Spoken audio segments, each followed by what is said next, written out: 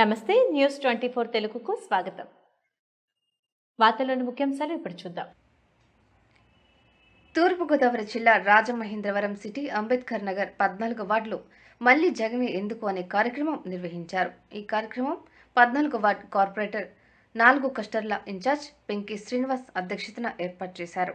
ఈ కార్యక్రమానికి ముఖ్య అతిథిగా Rajahmundry city YSRCP coordinator doctor Guduri Srinivas పాల్గొనగా, ఆయనతో పాటు Rajahmundry city YSRCP incharge Adapa Srinivas, Rajahmundry మాజీ కార్పొరేటర్ ఈతకోట బాపన సుధారాణి కూడా పాల్గొన్నారు.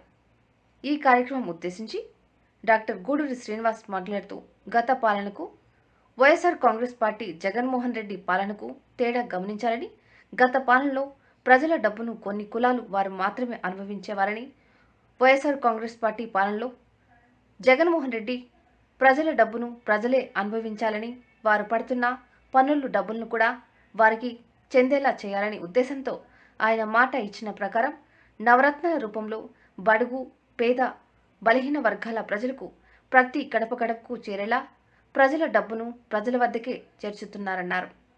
మన సిటీ రాజమండ్రిని ఎంపీ భరత్ ఎంతో అభివృద్ధి చేశారని అన్నారు. ఓకే, అందరికీ ధన్యవాదాలు. సర్వే జనా సుఖినో భవంతు.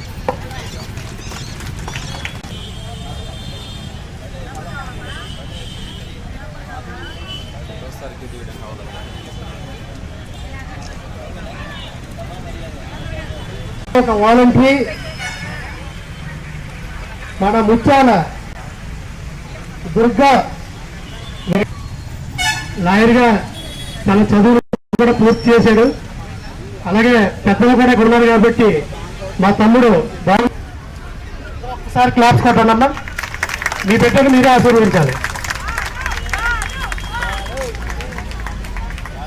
మొదటి నుంచి ఇక్కడ మీకు సేవలు అందిస్తూ తన చదువును కూడా పూర్తి చేసుకుని మన అందరికి కూడా మన వాటిలోనే పుట్టి పెరిగిన బిడ్డ మనకు ఆదర్శంగా నిలిచాడు. ప్రతి ఒక్కరు కూడా మన బాలుని ఆశీర్వదించాలని కోరుతున్నాను. అలాగే ఇక్కడ